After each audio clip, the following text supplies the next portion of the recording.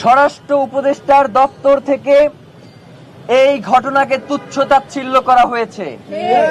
তারা মনে করেছে যে ওসমান হাদির ঘটনাকে তারা ধামাচাপা দিয়ে দিবে, কিন্তু আমরা আপনাদেরকে জানিয়ে দিতে চাই, বাংলাদেশের জনগণ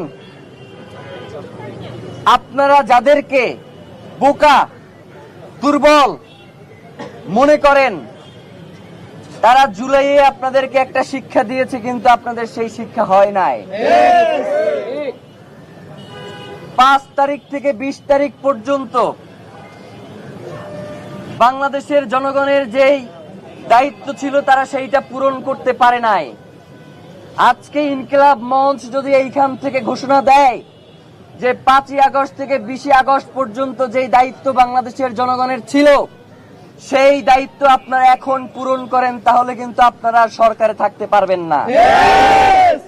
আমরা ইনকিলাব মঞ্চের পক্ষ থেকে বাংলাদেশের সাধারণ জনগণকে সাথে নিয়ে জানাতে চাই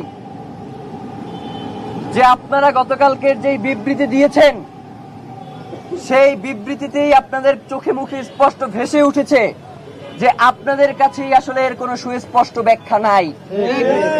আপনারা এক এক সময় এক এক ধরনের কথা বলছেন। এই বলছেন খুনি ভারতে পালিয়ে গেছে, আবার এই বলছেন যে খুনি দেশে আছে। বাংলাদেশের গোয়েন্দা সংস্থার আসলে কাজ কি? ট্যাক্সের টাকায় বাংলাদেশের সবথেকে গুরুত্বপূর্ণ জায়গাগুলোকে দখল করে আরামায়েশ করার জন্যই কি আপনাদেরকে জনগণ এখানে বসিয়ে রেখেছে?